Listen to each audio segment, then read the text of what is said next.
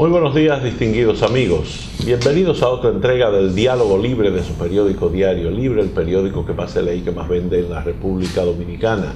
Hoy vamos a hablar de impuestos, esa palabra que desde la Biblia suena fea, pero que es la realidad con la que vivimos todos y que es necesaria para el financiamiento de la labor del Estado, los niveles de seguridad e inversión que necesitamos. Y para ello hemos invitado al ingeniero Magín Díaz Domingo, director general de Impuestos Internos de la República Dominicana.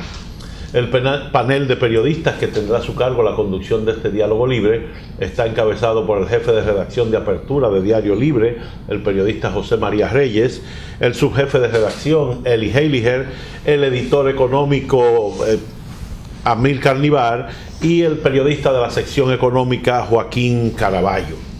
En unos instantes arranca este diálogo libre con el ingeniero Magín Díaz Domingo, a quien damos la más cordial bienvenida con nuestro agradecimiento por haber aceptado esta invitación. Buenos días, bienvenido. Gracias por la invitación. Vamos a comenzar. Denos una perspectiva de cómo está el tema de los impuestos. Se habla de que las exenciones pesan mucho, el Banco Central ha reconocido que la economía como que ha entrado en una fase un poco más lenta, se siente en la calle, pero las necesidades del país son crecientes. ¿Cómo se han hecho ustedes?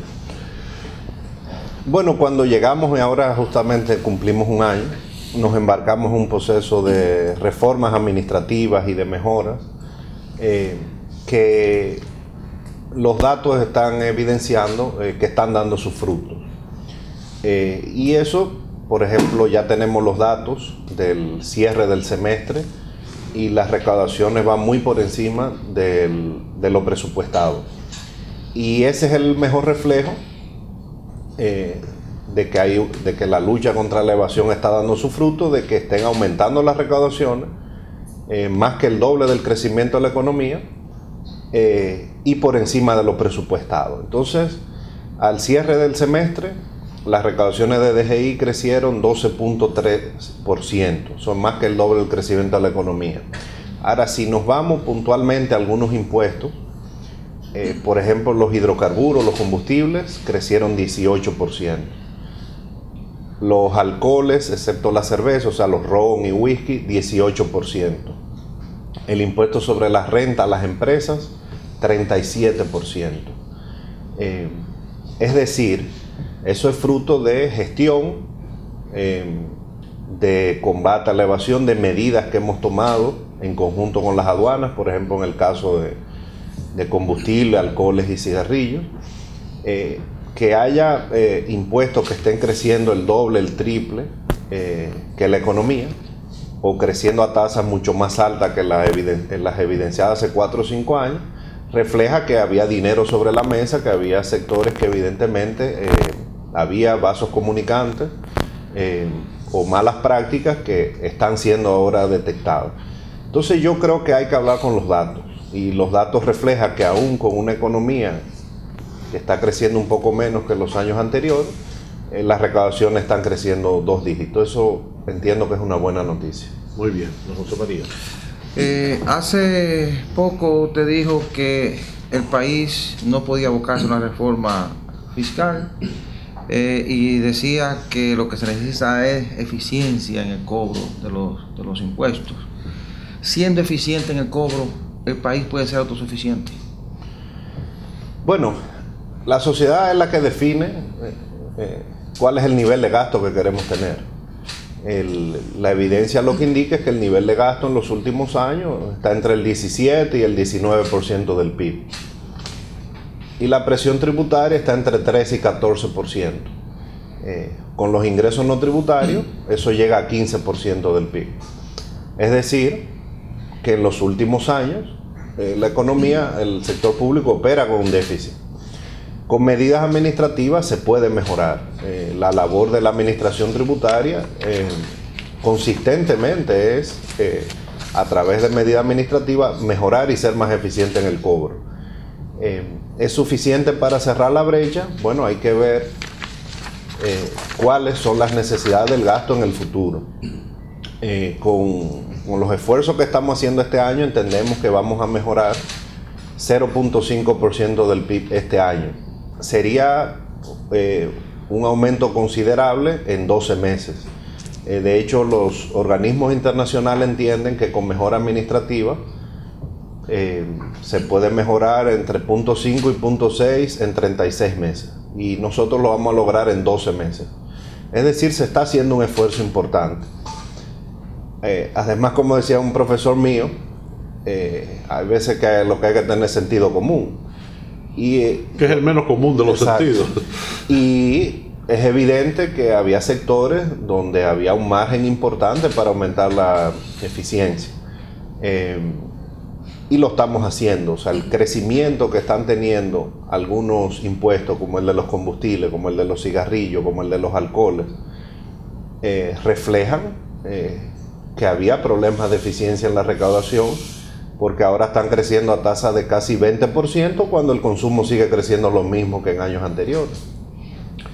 Entonces, el mejorar la administración es el trabajo del día a día, y veremos a fin de año cuánto vamos a lograr. Yo entiendo y estoy muy confiado de que este año, por primera vez en prácticamente los últimos 10 años, se va a recaudar lo presupuestado, al menos. Y ya eso de por sí sería un logro. Y lo mismo va a pasar con las aduanas, que está creciendo al cierre del semestre incluso un poco más que DGI. O sea que yo creo que vamos en camino, en el camino correcto, hasta lo que pueda hacer la administración tributaria. Déjenme meter la cuchara ahí, porque a veces uno tiene la percepción de que las cosas se hacen de una manera y a lo mejor se hacen de otra. Cuando el gobierno comienza a preparar el presupuesto, van donde usted y le dice: mire, nosotros necesitamos 100. El año pasado usted aportó 30. ¿Cuánto usted cree que usted tiene que conseguirnos 40 de eso? ¿Qué usted dice normalmente? Bueno, ¿cómo es el proceso? Es un proceso que lo dirige el Ministerio de Hacienda. Primero, la Dirección de Presupuesto hace un levantamiento de todas las necesidades de gasto. Siempre las necesidades de gasto o las peticiones de las instituciones sobrepasan cualquier expectativa. Pero después hay un proceso de intercambio que dura varios meses entre las recaudadoras y el Ministerio de Hacienda.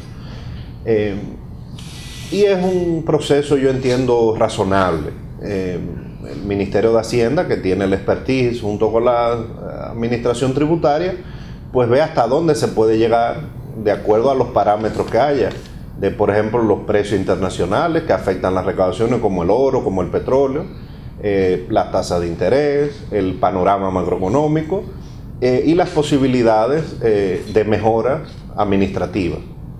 Este año, por ejemplo, se puso un poco más de lo que indicaba el crecimiento de la economía y los parámetros como los precios internacionales, apostando a las reformas internas que estamos haciendo tanto en aduanas como DGI, y hasta ahora lo estamos cumpliendo.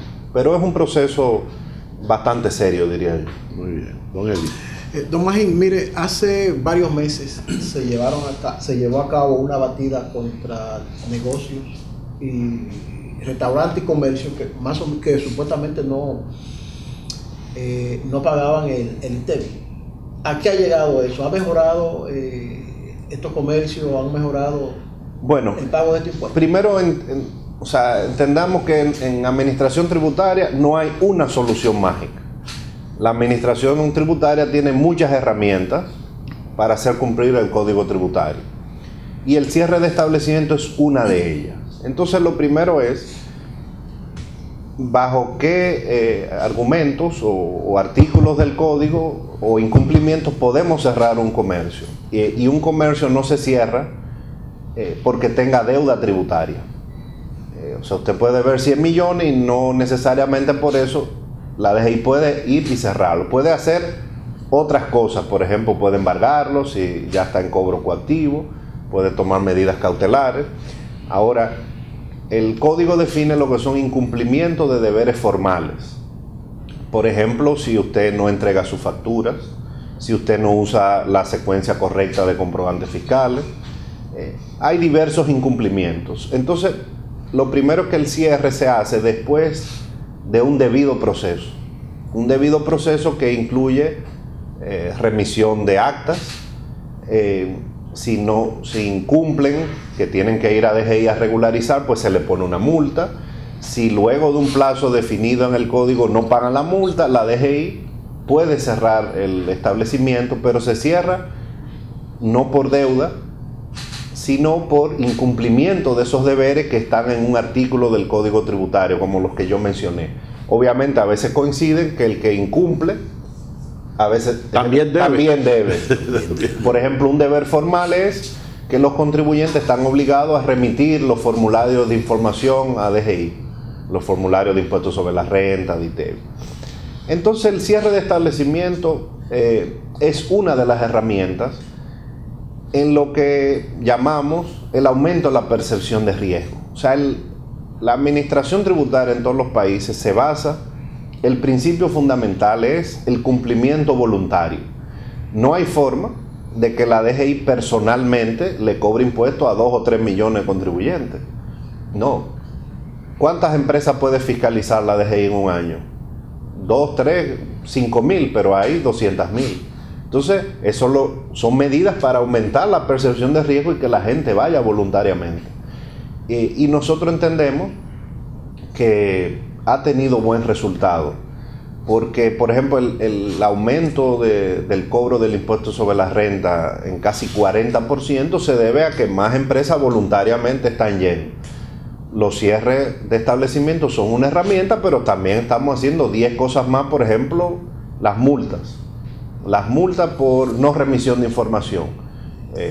El que incumple ese deber formal se está multando, como dice el código. O sea, estamos aplicando una batería de herramientas que nos da el marco legal, siempre siguiendo el debido proceso para aumentar la percepción de riesgo. Y eso se transmite en un aumento de las recaudaciones como el que estamos viendo. Muy bien. Don Amílcar. Bien. Magín, hemos visto que en varias ocasiones se ha dicho que no se pretende un aumento de los impuestos ni crear nuevos impuestos. Sin embargo, en el Congreso Nacional vemos 2 proyectos de ley que pretenden colocar impuestos. Uno es el caso de a las gaseosas de un 20% y otro es el caso de 2 centavos de dólares a las telefónicas por las llamadas entrantes internacionales. Me gustaría que me responda entonces de qué se trata esto, si no son nuevos impuestos, y además también que me precise el dato de crecimos un 12% en el primer semestre, un 12.3%, que me precise a cuánto llegamos, cuál es la cifra de la recaudación. Bueno, el impuesto a las gaseosas que está en un proyecto de ley, nosotros creo que es una iniciativa de un congresista. Nosotros como administración tributaria no participamos en la elaboración de ese proyecto. Sí te puedo hablar como política tributaria. Hay países que tienen ese impuesto. Se ha intentado poner en reformas anteriores. Te lo digo como yo antes estaba en el Ministerio de Hacienda o en el Ministerio de Economía. Es una iniciativa que se ha discutido antes, pero en esta ocasión es un proyecto de ley que desconocemos, que nos hemos enterado por la prensa. Tengo entendido que fue sometido por un congresista. Ahora es una tendencia desde hace 10 años en muchos países del mundo, América Latina, Estados Unidos, Europa, gravar algunas bebidas porque contienen azúcar, como una forma de hacer política pública a través de ese impuesto. La mayoría de los países ya de Centroamérica y de América Latina lo tienen, pero es una iniciativa que no partió del Ministerio de Hacienda. Las telefónicas. El de las telefónicas tampoco es una iniciativa que partió de la administración tributaria, partió de las personas del ministerio que dirige el 911 como una forma de financiarlo, pero no es parte de una reforma integral, ni siquiera iría a aumentar las recaudaciones en general, sino sería un impuesto específico. Entonces tampoco es una iniciativa de política tributaria, como una reforma implícita que se esté haciendo. Obviamente todo el mundo quiere el 911, es uno de los programas más exitosos que la gente más quiere, pero cuesta.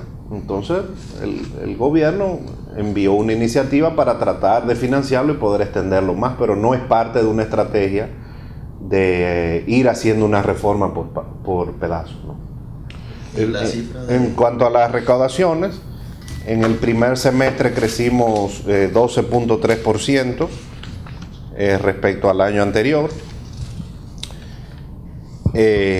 Eso significa 22.000 millones más que el año pasado. El año pasado a esta fecha se recaudaron 179.000 millones y este año 201.000 millones. Y en el presupuesto para el primer semestre la meta eran 197.000 millones. O sea, estuvimos 4.600 millones por encima de la meta. Muy bien. Joaquín. Sí, señor Magé, a principio de su gestión, usted hablaba sobre las excepciones que de una forma u otra han venido erosionando los impuestos en el país, pero también habló de grandes retos y algo de lo que mencionó es de la productividad del ITEVIS en la región. ¿Hasta qué punto esto ha ido mejorando en el país y cuáles son esos retos entonces que faltan para poder cumplir esas metas? Mira, las exenciones son parte de la política tributaria de todos los países y las hay en mayor o menor medida. Pero a mí siempre me gusta ver qué es lo que dicen los datos. Y los datos lo que evidencian es que este es uno de los países de América Latina donde hay mayor cantidad de exenciones en todos los impuestos y mayores regímenes especiales exentos de impuestos. Y eso incluye exenciones en el ITEVI, pero también leyes especiales que exoneran de impuestos sobre la renta o de selectivo a muchos sectores. La evidencia también es contundente en que los países que hay menores niveles de evasión hay menos exenciones. O sea, los países donde la evasión del ITEVI es baja, generalmente el ITEVI es generalizado.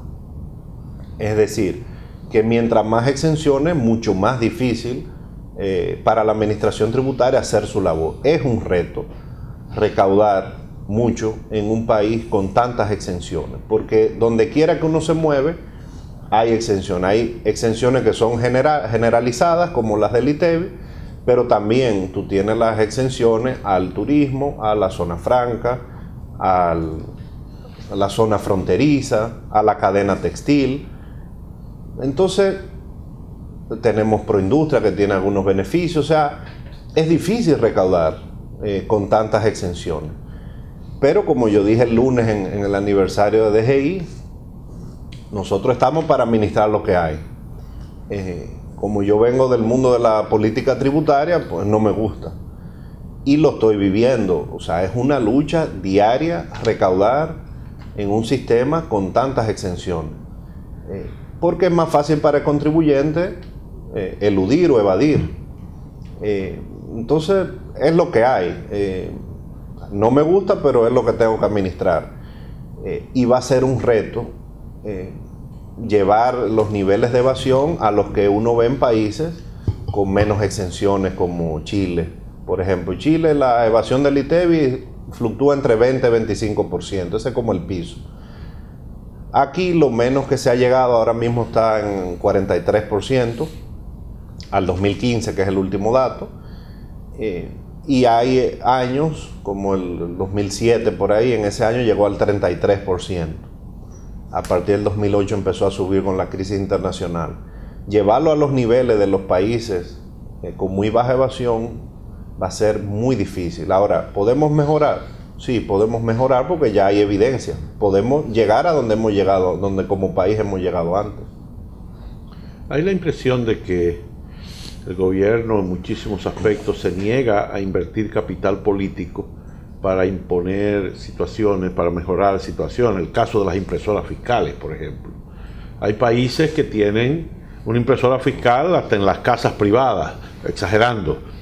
Y aquí, sin embargo, nos ha tomado años llegar a cifras que son hasta ridículas, y con unos pleitos que tampoco tienen mucho sentido. ¿Qué pasa? Bueno, en realidad el número no se corresponde de impresoras que tenemos con el tamaño del país. Tenemos instaladas unas 10.000 impresoras. Evidentemente que países similares o de similar tamaño, un país como el nuestro debería tener mínimo 200.000, 250.000 impresoras. Entonces lo que nosotros hemos hecho por parte es, por cada impuesto estamos analizando, nosotros venimos con reformas importantes en el ITEVI en un plazo de unos 6 meses. La impresora fiscal tampoco es la magia, pero los países que la han implementado es una herramienta muy útil, una de las tantas. Entonces masificar las impresoras es parte del plan del ITEVI. Estamos trabajando, hay un tema con el costo de las impresoras, el costo de mantenimiento, estamos en conversación con los suplidores, pero es una herramienta que vamos a utilizar. O sea, realmente el tema de las impresoras se quedó como un gran proyecto piloto, donde se le puso a los grandes comercios, a los grandes supermercados, pero no se generalizó como debió hacerse, pero va a ser parte del plan que estamos trabajando en el ITEVI. ¿Cuál sería la meta a corto plazo de ese plan? Bueno, es que mínimo 100.000 impresoras en los próximos 2 años, mínimo. 100.000 impresoras, muy bien. Don José María. Usted dijo algo ahí que yo quisiera que no se quede en el ambiente. Venimos con reformas importantes en el ITEVI. ¿Qué significa eso? Bueno, como la evasión es una lucha de día a día.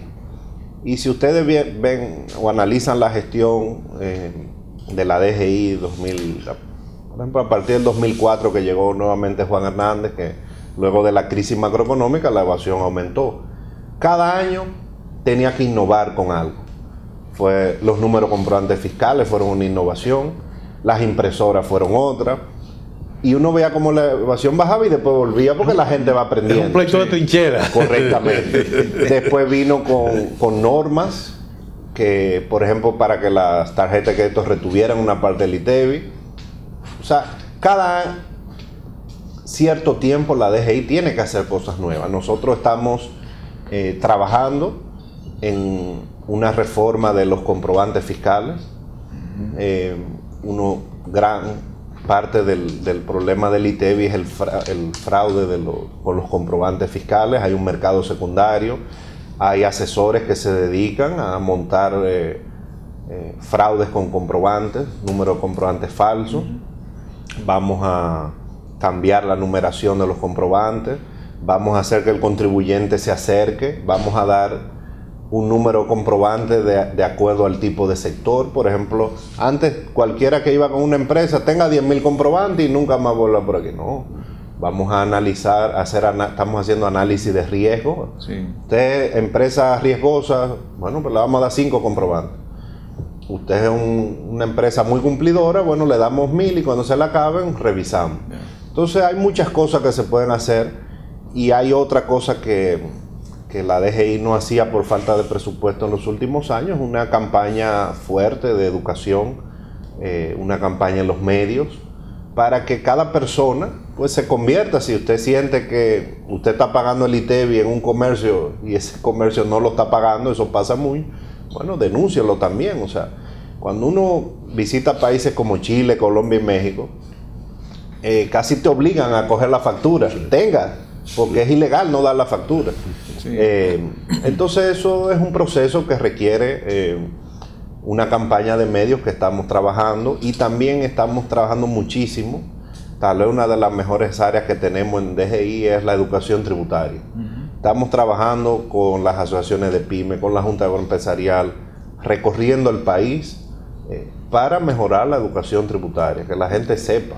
¿Y de cuánto es el escape por esos comprobantes falsos que se emiten? Bueno, es difícil ponerle un número. Pero más o menos. No me gusta ponerle un número. Yo creo que hay la última medición que hicimos, no se había hecho una medición oficial de la evasión del ITEVI. La última era del 2010, ya la tenemos hasta el 2015. Estamos esperando los datos del 2016 para actualizarla. Indica que la evasión en el ITEVI, o el incumplimiento, era de un 43%.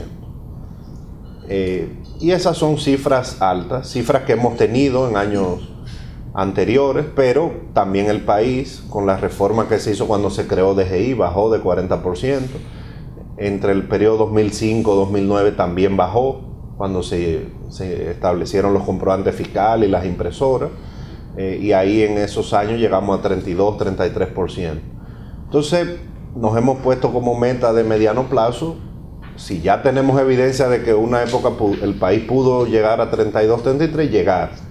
La meta inmediata es bajar de 40%, pero eso lo sabremos el año que viene cuando tengamos los datos de cierre de este año. Muy bien.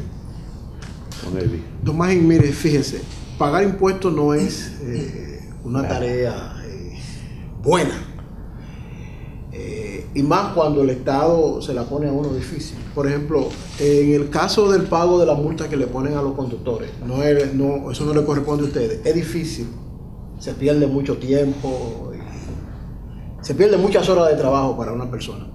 Yo lo que quiero preguntarle, ¿cuál es el nivel de modernización de la Dirección General de Impuestos para que el contribuyente pague de una manera sin sofocarse, vamos a usar ese término? O sea, tenemos un sistema impositivo moderno que le facilita al contribuyente su pago. Bueno, de eso no hay dudas. ¿Podemos mejorar? Sí. Ahora, hace varios años se estableció aquí la oficina virtual. La mayor parte de los impuestos se pueden pagar por internet y de hecho se pagan por la oficina virtual.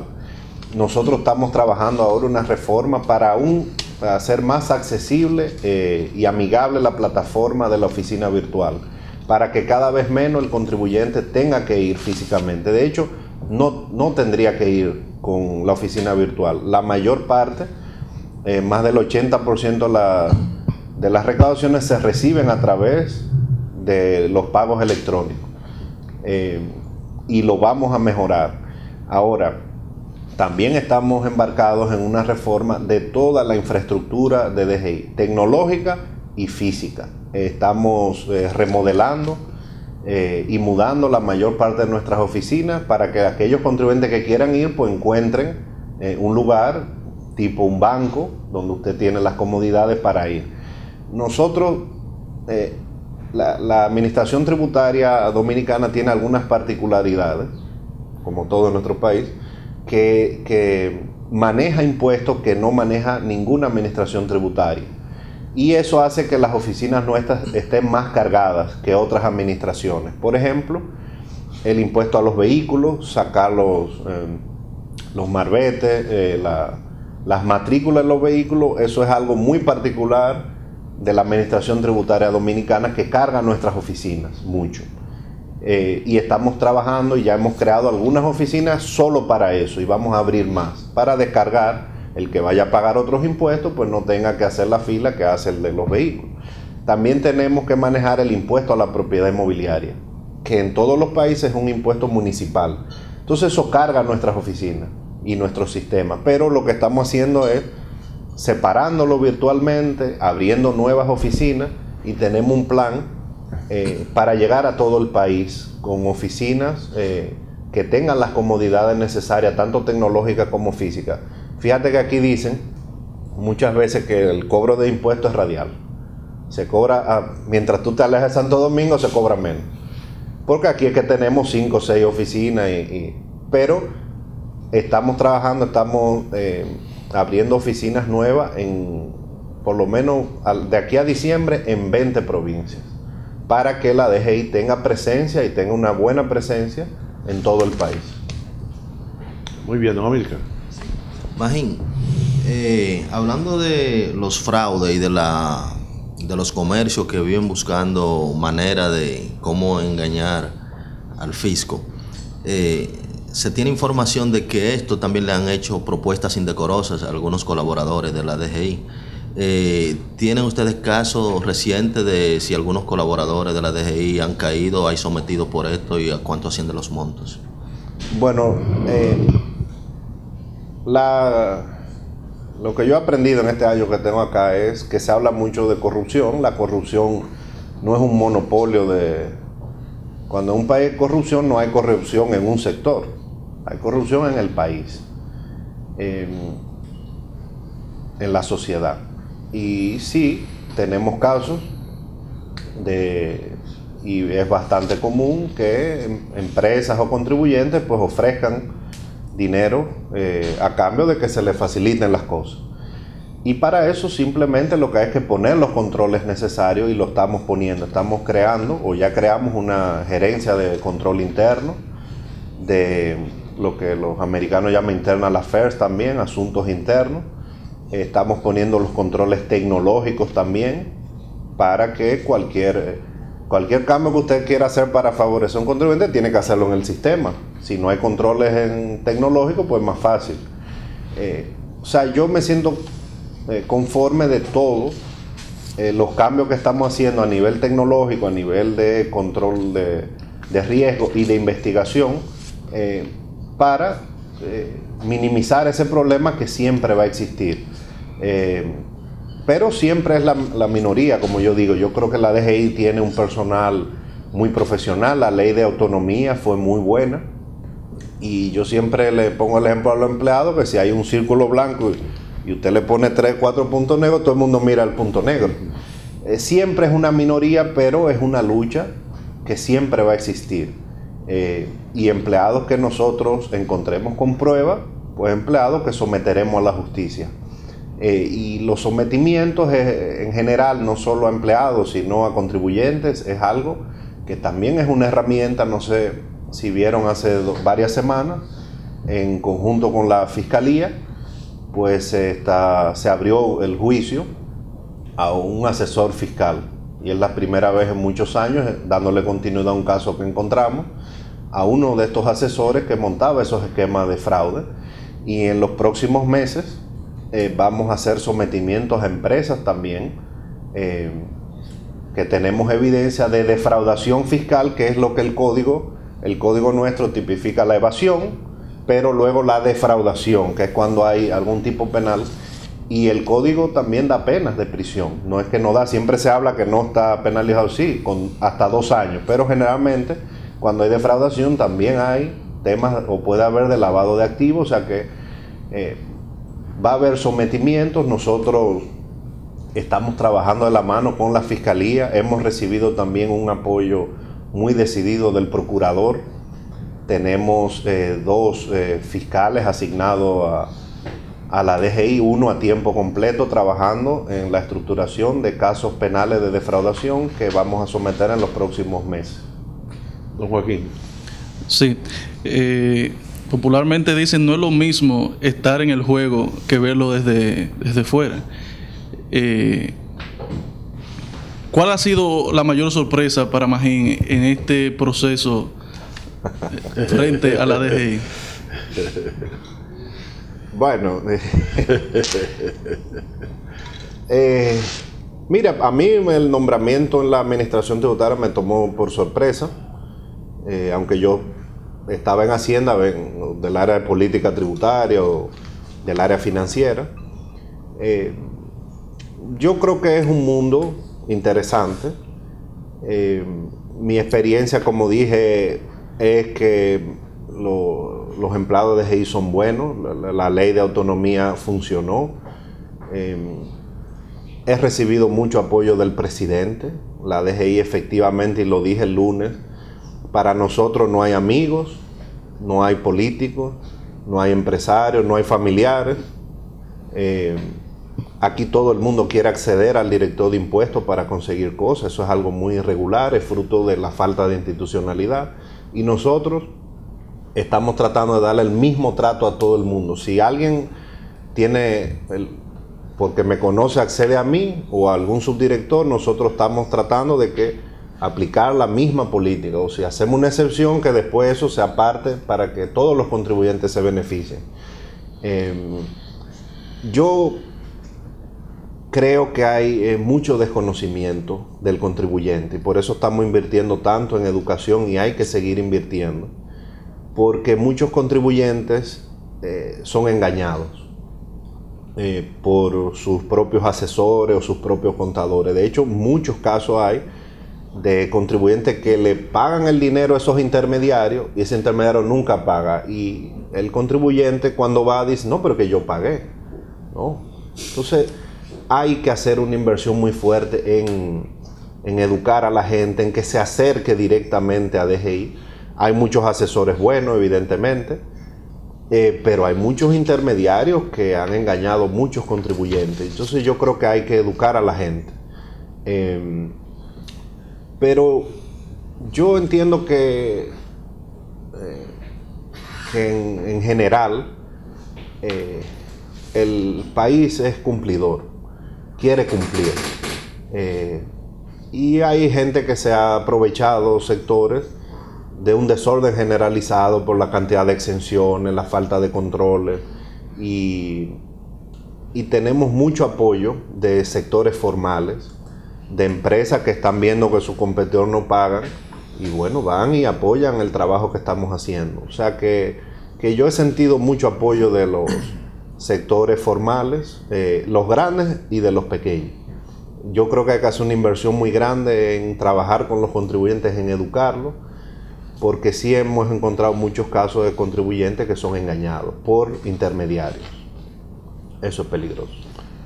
Dos cosas, ingeniero Díaz. Hay la creencia en el país de que el pobre no tiene que pagar impuestos. El padrefamilismo se extiende hasta el área de los impuestos.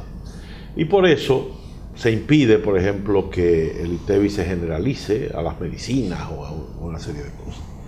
Segundo, prácticamente el 60 o 70% de los salarios dominicanos no pagan impuestos por una ley de exención. El 90%. El 90% no paga impuestos. Entonces la pregunta es, aunque el principio en materia de recaudación es, digamos, no ocuparse de los casos chiquitos, sino una economía de impuestos, ¿cuál es su opinión sobre la generalización del pago de impuestos? Que en todas partes está comprobado que es lo que hace ciudadano, porque a nadie le duele lo que no le cuesta. Bueno, si se generalizan los impuestos, el trabajo de la administración tributaria se simplifica. Esa es la realidad. Ahora es una decisión ya de política económica y en última instancia del presidente y del Congreso.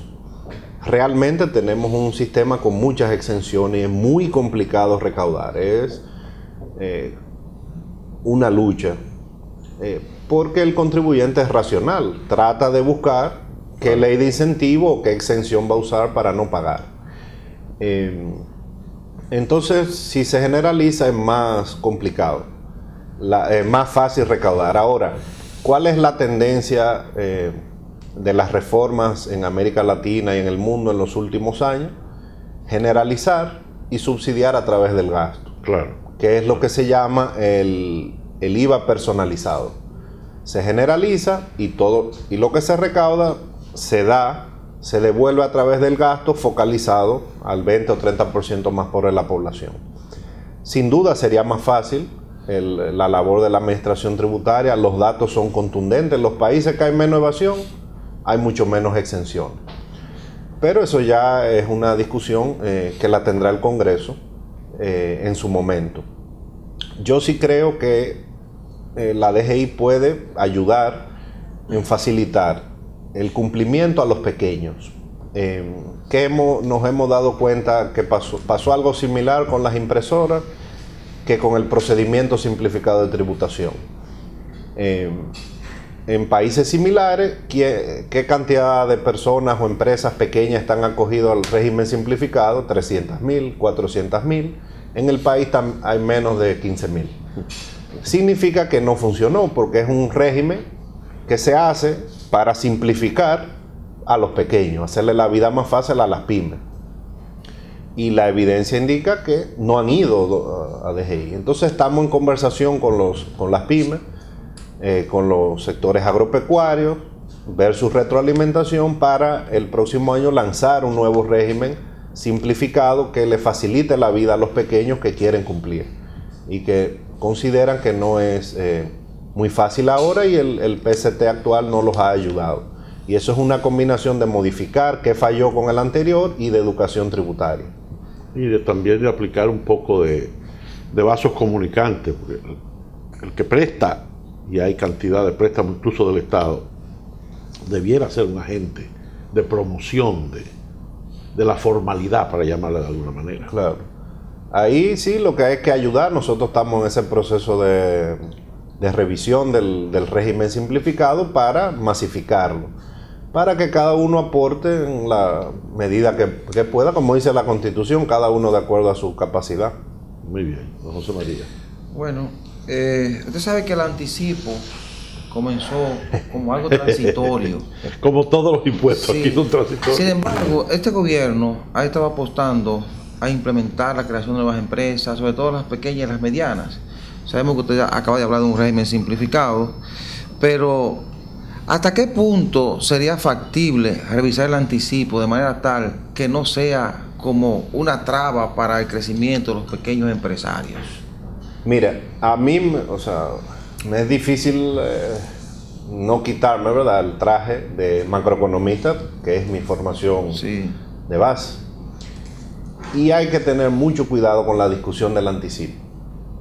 Porque, por ejemplo, muchos países, con la crisis internacional 2008, 2009 al 2010 por ahí,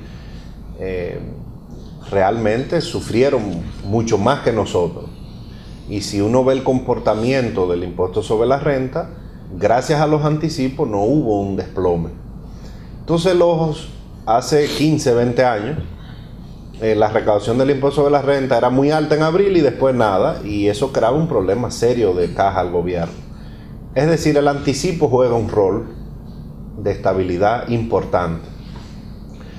Ahora hay facilidades en la ley y en las normas para sectores, por ejemplo, como el agropecuario, que están exentos del pago de anticipo, no pagan anticipo ni pagan impuestos a los activos.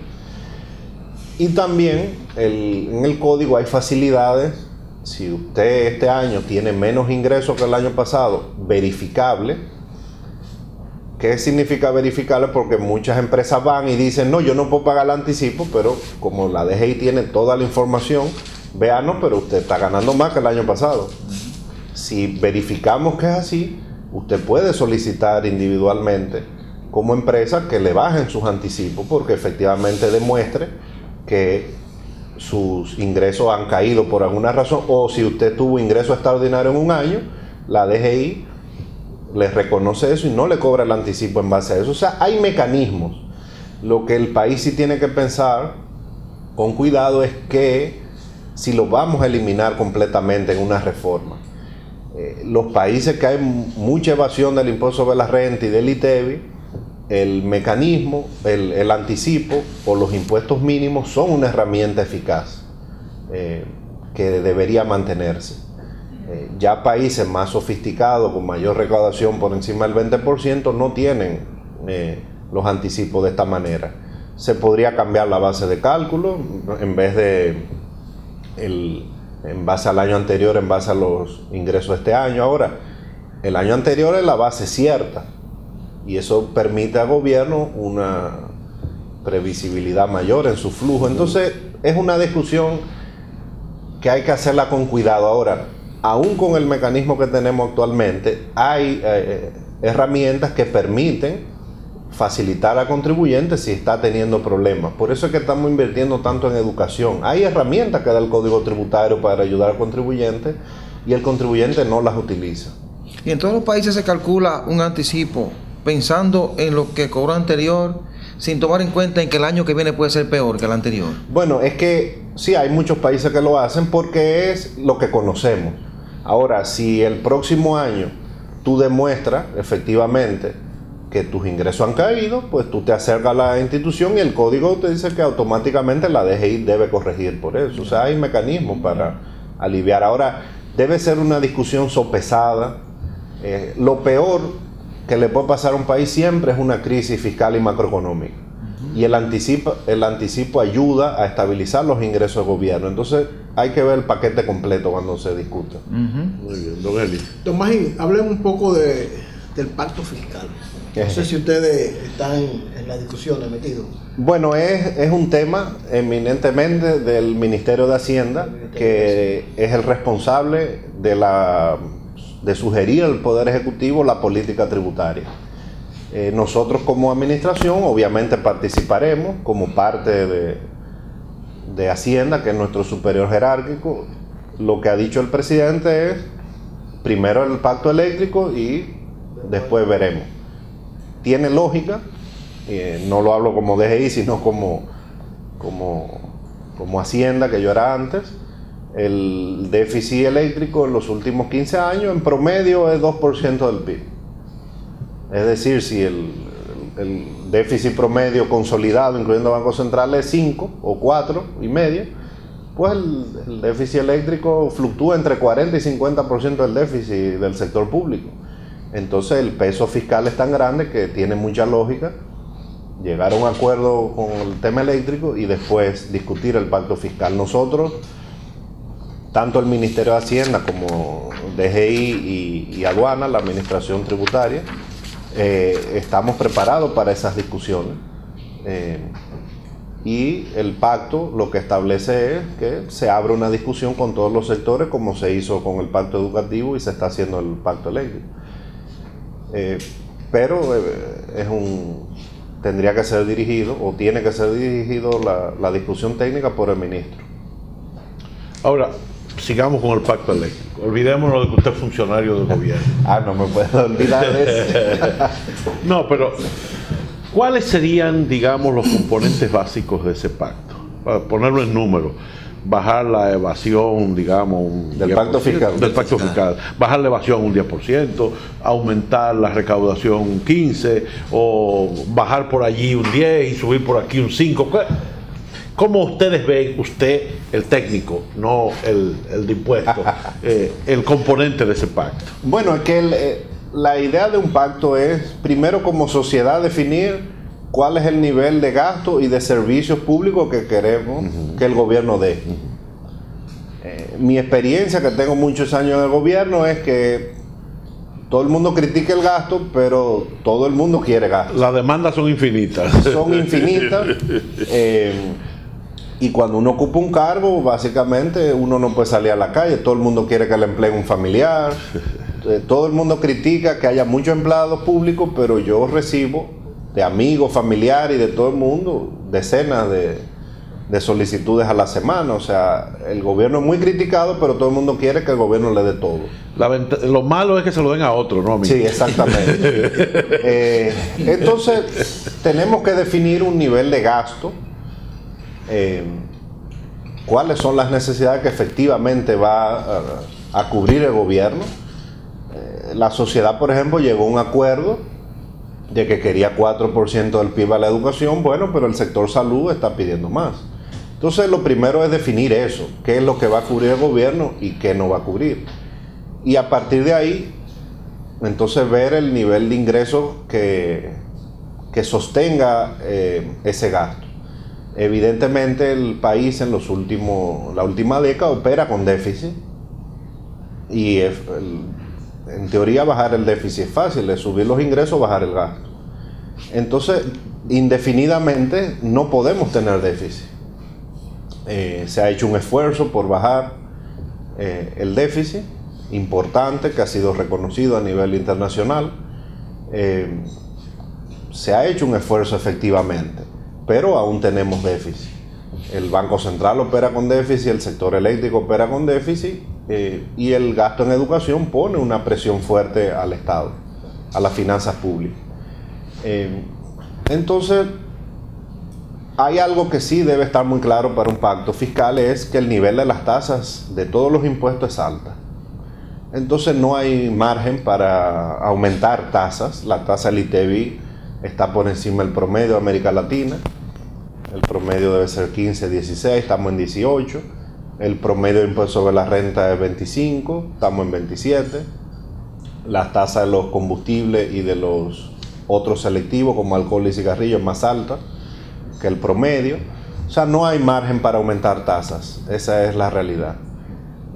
Así que el pacto fiscal se tendrá que discutir el tema de las exenciones y leyes de incentivo.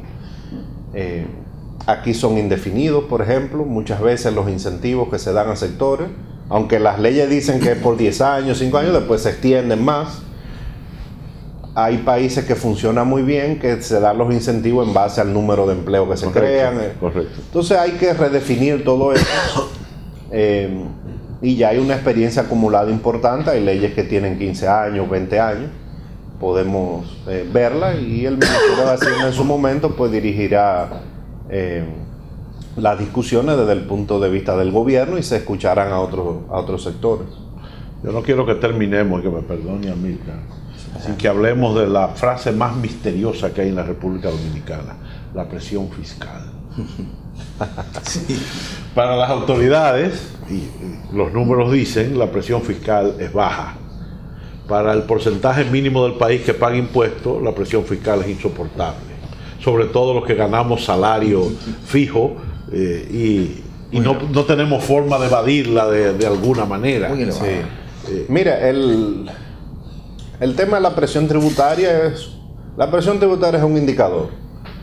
Son los ingresos que recauda el gobierno como proporción del tamaño de la economía, del PIB.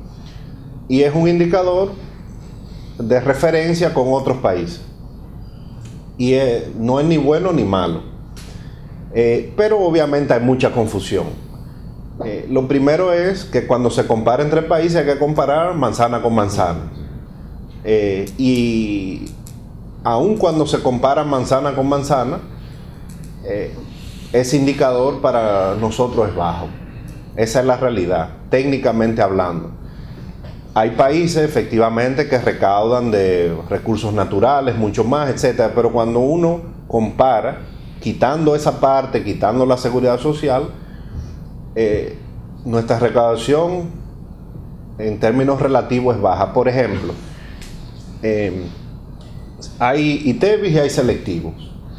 En todos los países de América Latina, la recaudación del ITEVI es entre 4 y 5 veces más que los selectivos.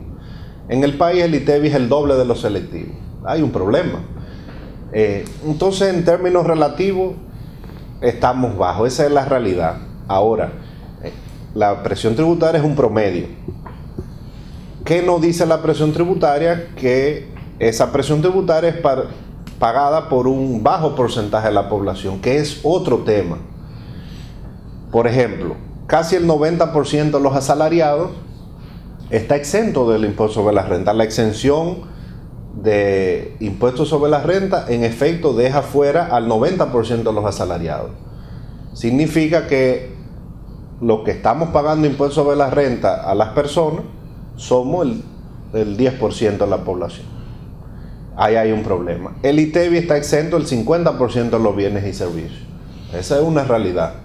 Ahora, además de eso, hay sectores que no pagan impuestos sobre la renta por ley.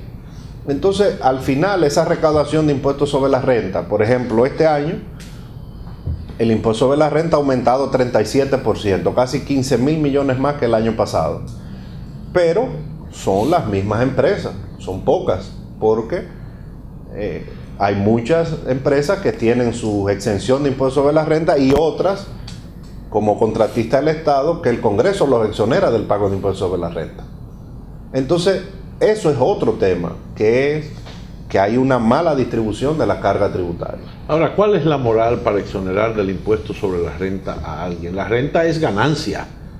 Sí. Que te quiten un trocito de la ganancia no significa nada en términos de la viabilidad de tu empresa, creación de empleo, etcétera, porque eso es lo que sobró. Sí, realmente la tendencia mundial y de los organismos internacionales en los últimos años es a que la exención sobre el impuesto sobre la renta desaparezca. Claro. Esa es la tendencia clara. Pero evidentemente la experiencia lo que indica es que después que se le da una exención a un sector es muy difícil quitarlo. El juguete del niño. Sí. Don Amílcar. Sí.